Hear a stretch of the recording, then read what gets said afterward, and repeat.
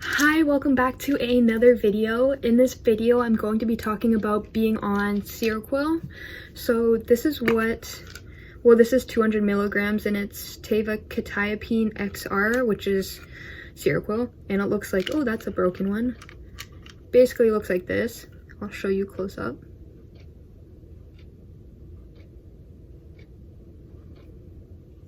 So this one is yellow or like orangey kind of.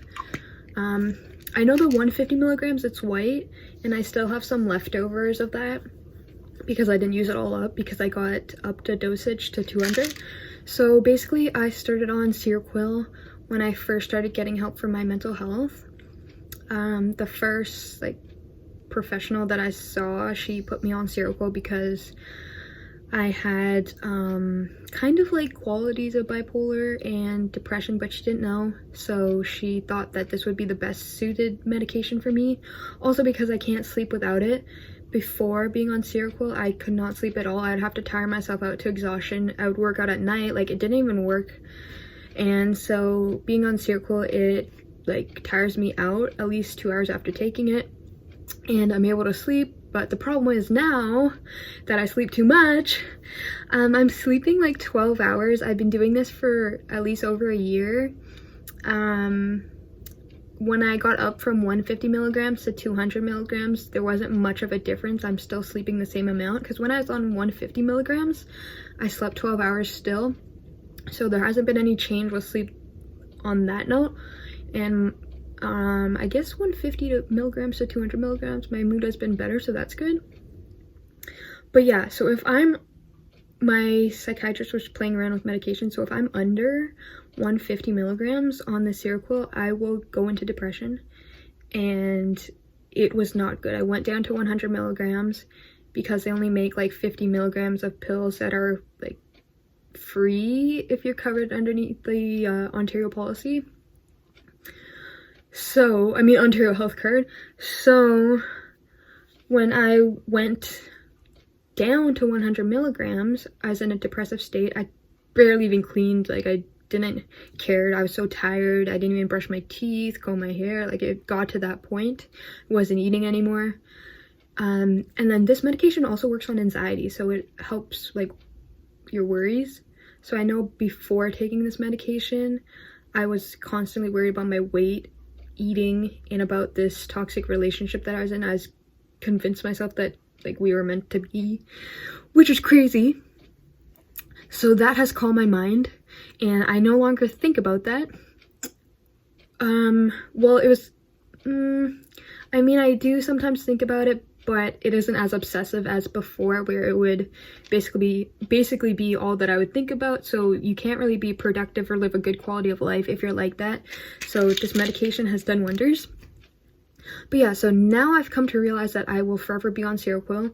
I hope it doesn't stop working, because I've heard from like other patients that it stopped working for them like years later, like 25, 50 years later.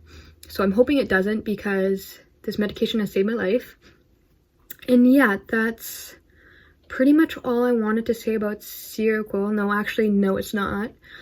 It also causes, well, for me, it causes memory loss, or like I don't remember as much cognitively. So I've gotten accommodations at school for that. So I have more time to write tests. I have like accommodations to have a memory aid with me.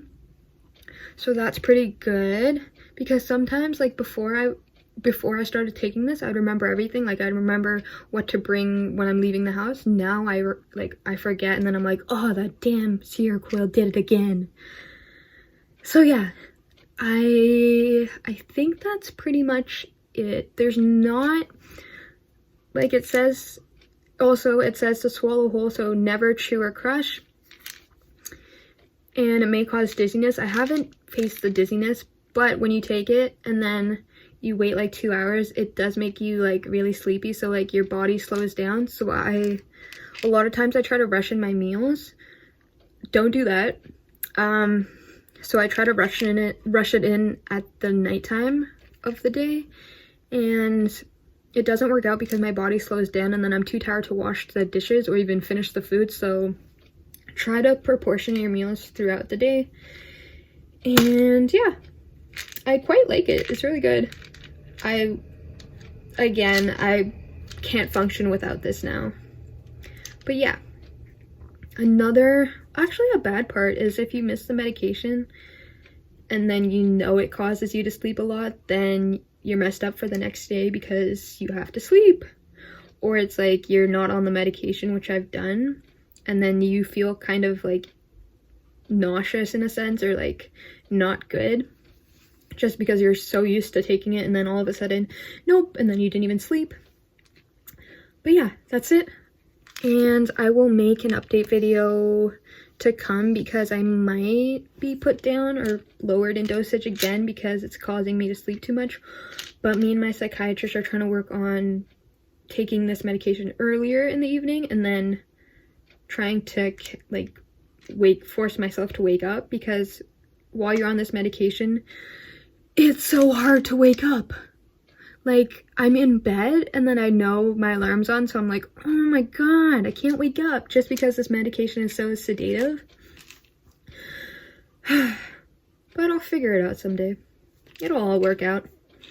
Anyways, that's it. I will make an update video soon, and I am going to get ready to go to school because I have work in about an hour, so I need to get changed and then go. So bye.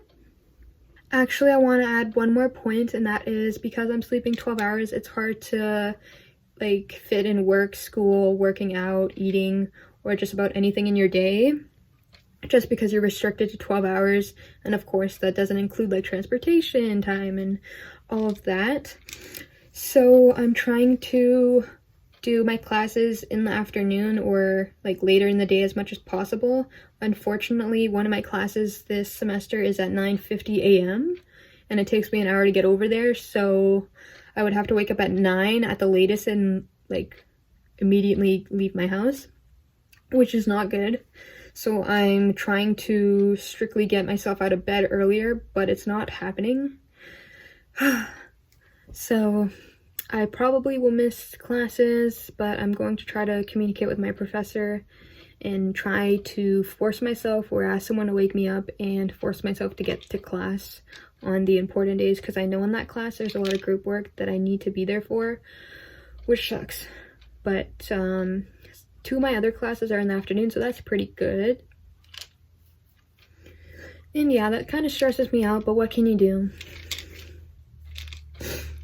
Also, what's funny is like when I'm going to school, because I have to go in the afternoon or like later in the day, I'm seeing like all the school kids that are like done their schooling because it's 3 o'clock or 2:30, and they've been in school since like 8 a.m. or 8:30 o'clock, and I'm just like, 8:30 a.m. and I'm just like starting my day at school. So it's funny. You can't really take it too seriously or hard on yourself because it's something that you can't control, but something that I've seen on the bus, because like I would be traveling to school and then they would be going home, so it's funny.